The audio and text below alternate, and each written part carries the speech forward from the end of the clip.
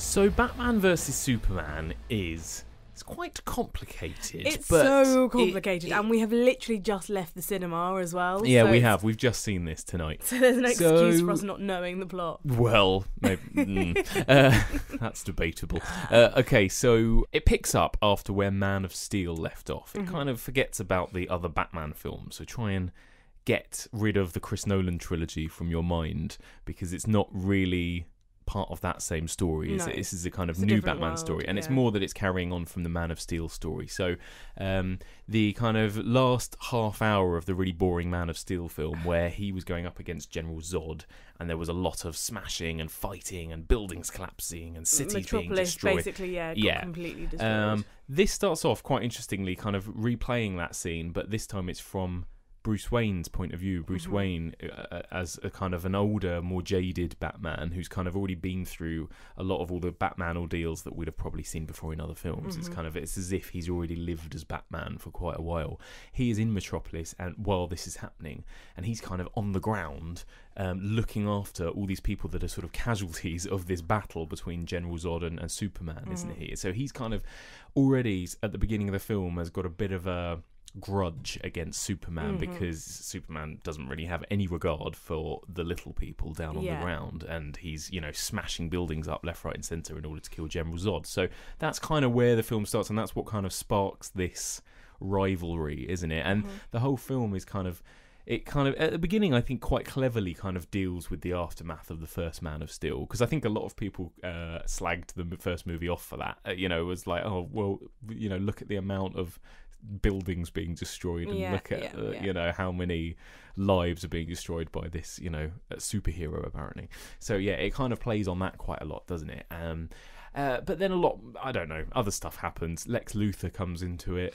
He for some reason wants to, I don't know. What does he want to do? Does he want to kill Superman? The whole storyline with Lex Luthor is that he has found some kryptonite off, like in the Indian Ocean somewhere, and wants to ship it in. But there's a senator who's stopping him from doing that, but she also wants to hold Superman accountable for all the deaths that he's caused. Yes. So there's this is like a parallel storyline, plus Bruce Wayne is kind of on his own vigilante mission to, I don't know what either. Just he has a thing against Superman, like you say, and you don't know if that's just because of these deaths, this massive destruction, or if there's something else, if he likes being the only superhero in the city.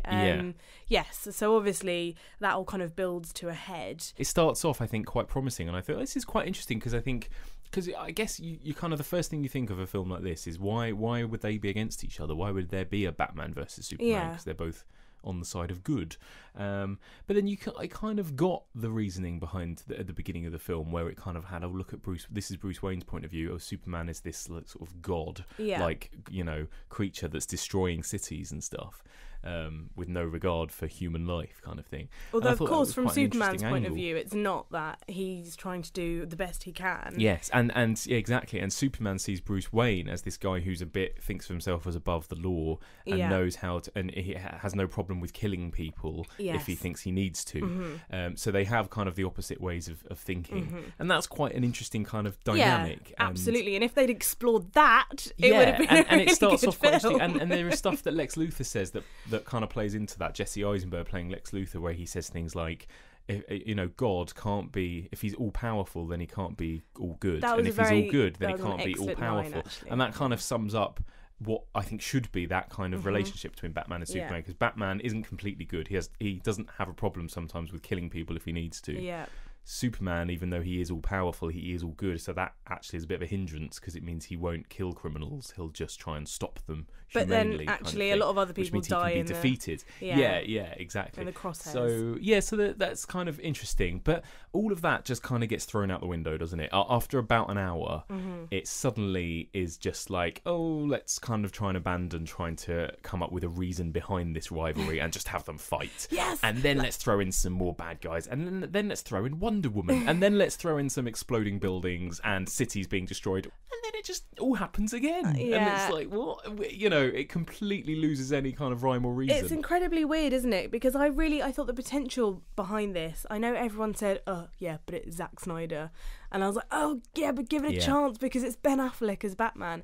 And actually I loved him on screen, and I thought his parts Ben Affleck was quite good.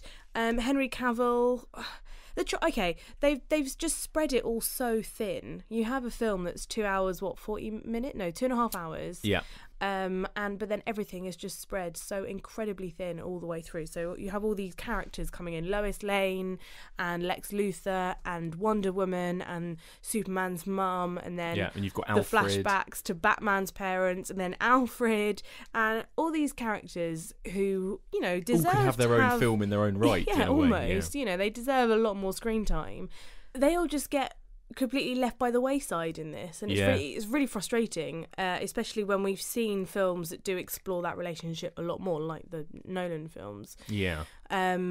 I think that's the problem, is that I can't help, because it's Batman, you can't help but compare it to, because it's so soon. It's you know, for another Batman and reboot, the Nolan for another trilogy is so superior to this in so many ways. Yeah. But in every way imaginable. But Henry Cavill, sorry, that's the point I was trying to make, is that Henry Cavill, actually, I think he's a pretty awful actor. But in this, it's like he's not even given enough to be awful, because his part, even as one of the title roles, is so small, really, in terms of dialogue.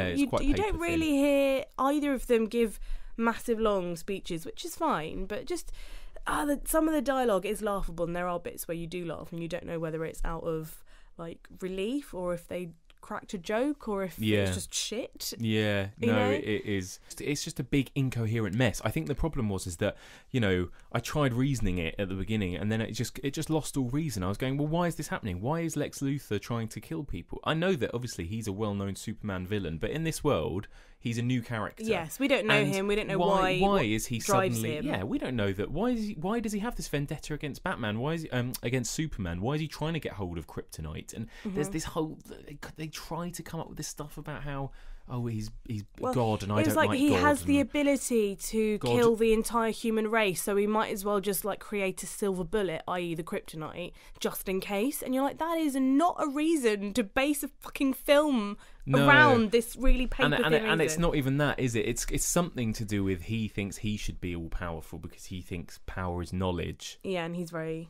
and he's super clever, intelligent, but we don't even see evidence of that, do we? No, and he is. I like Jesse Eisenberg a lot, and I'm usually the one that sticks up for Jesse Eisenberg, but he's not good in this. I think it's just a bad script, but and also I think he's been given a tick in this, which he really didn't need. Yeah, he really kind of chews the scenery, being a bit mad and a bit all quirky, and he's got like you said, these little quirky ticks, and he does this and that, and he so kind of fast, which I know he does anyway. Yeah, and he kind of talks to himself, and then he talks to someone else, and he kind of it's all a bit like, oh, you know, cardboard cutout madman, basically. Yeah. And so I didn't really understand what Lex Luthor was doing or what his kind of motives were. And I had no idea really what Batman and Superman's motive were to kill each other. Vendetta. I know. Yes. You know. And that fight, I think, people will find so frustrating and underwhelming, because it's sort of, you know, the whole all the chat around this has kind of been leading up to this massive fight between Batman and Superman. That is literally the title of the film, and yet when it happens, just falls so unbelievably short. Yeah, it does. And I think the problem is that it's trying to be, like you said, it's spread very thin. It's trying to be about 6 different films at once. It's a sequel to Man of Steel. It's also a reboot to a new Batman. It's also a first chapter in the Justice League. Yes, and it's which is why Gal Gadot and it's is also in there this long-awaited franchise mashup, which is Batman versus Superman, which people have been waiting for like 100 years. So it's like it's trying to tick about 6 boxes at once, and it doesn't really do any of them. No, because as we all know, as film critics say time and time again, you know, when a film tries to do too much, it falls short of every single thing. Yeah. And like, you know, you have people like Amy Adams in this as Lois Lane, who is, I just think she's so dire. But yeah, like you made the point that she has nothing to do in this except get rescued again and again and again. I think about 3 times in this movie, which is dull for us, dull for an audience member. I'm so bored of Superman being like, oh, hold on guys, sorry, I'm just gonna stop what I'm doing. I'm just gonna go rescue Lois Lane, who's got herself nearly killed again. Yeah. You know, it's just so it's annoying. And then Gal Gadot comes into it, and I'm thinking, okay, this is exciting. Who's that? Wonder Woman. Right. And then, you know, people have been saying that her role was a real highlight. But again, she didn't really do anything until the very end. It is completely... I'm intrigued to see about her character in the next film of her, you know, her film. But actually in this, she really did not need to be in it. She didn't enhance this film. All she did was tease the next one. And I think that's complete. You should not make films. You should not put characters in films for that reason alone, to tease. No. People, you know, in the Marvel universe, they always have that sting at the end, and that's how they tease the new character. And I think that's fine because the film is done by that point. Yeah. Whereas in this, it's just like she's just interweaved sporadically for a bit. She's just shoved in. It's just literally, you know, without spoiling anything, but about an hour and a half into the film, it's just suddenly like, oh, and by the way, Wonder Woman, and here she is. And it's like, who the hell, again, without prior knowledge, without knowing, having seen 50 million trailers that Wonder Woman is in this film and that Wonder Woman is a comic book superhero, how would you know who this is or what she's doing there? It's literally like, who is this woman? What powers has she got? What has she got to do with any of this? Why is she suddenly part of this story? She just is plonked in from nowhere. It's just completely bizarre, yeah. And I still have no idea about Wonder Woman, really. No. I have no idea about her backstory. No. You know, I don't want to give too much away.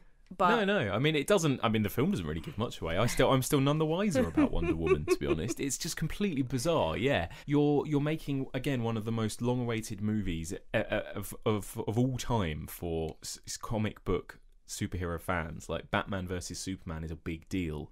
Why do you have so little faith in it that you feel like you need to throw in new a million other characters? You know, just concentrate on that. That's a cool premise. Batman versus Superman. Just. Even if it's a bit shorter, that's not the end of the world. Take out Wonder Woman and take out half an hour and make it a tight, interesting, well-written film. Like, I don't know. Yeah. I did love the fact that Batman genuinely did email Wonder Woman. You know, and there are bits like that where you're like, oh, is that supposed to be funny? Because if they'd kind of done a play on that. But it's not supposed... This whole film is not about the comedy, is it? It's about the very po-faced action scenes. It's really po-faced. There are no laughs. Again, that's where it differs to, like, the Marvel Avengers films. Which is fair have enough. A sense of humour. You know, and that's absolutely fine. Actually, no, I say that's fair enough. No, it's not. I think a film does need to have a sense of humour because it's a fucking comic book movie. Well, it's not... It shouldn't be taken this seriously. I think you can take... I mean, look at the Dark Knight trilogy. Okay, but that's done, you know? They did that. And they invested in that. Whereas this, it's not a good enough action movie because it is just CGI buildings being exploded. Well, that's the thing. I think Zack Snyder, more than anything, at least you'd think maybe Zack Snyder would get away with doing good action sequences, but he hasn't really. I think that again, if you compare the fight scenes to like the Chris Nolan fight scenes, Chris Nolan, they have a kind of weight to them. Like they have you a feel kind of, every punch almost, don't you? You feel, you know, like in The Dark Knight Rises when Christian Bale is continuously trying to climb up that, you know, hole, and he keeps falling and breaking his back or whatever. You know, that's painful to watch. There's nothing like that. This is like one of those very CGI-y kind of action films where every punch you don't really feel... It doesn't feel like a real punch. No. And every wall that a character goes through, they just get back up again. And it's, you know, it's not really... There's no weight or heft to any of the action scenes. If it's Batman versus Superman, you know that Superman wins hands down every time. So it's like, how are they going to make this into a fair fight? And the way they do, I just thought was really kind of lame. Actually. Well, yeah, and again, there are ways around that. They could have made it more interesting because, again, it's like Batman's willing to go further than Superman would be, and that is where Batman would have the advantage. Yeah. But yeah, they don't.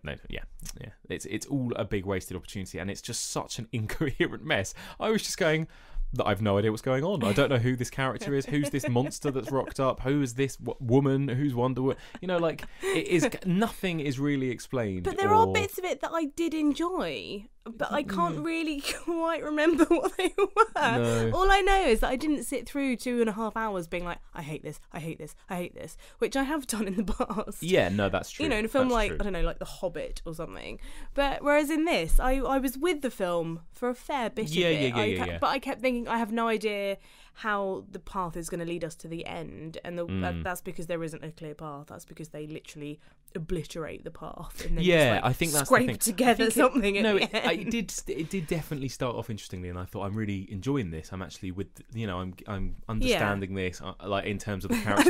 I'm understanding it, which yeah. for me actually for a comic book film is a big deal. Didn't understand what was going on in the Avengers 2. I had literally no idea.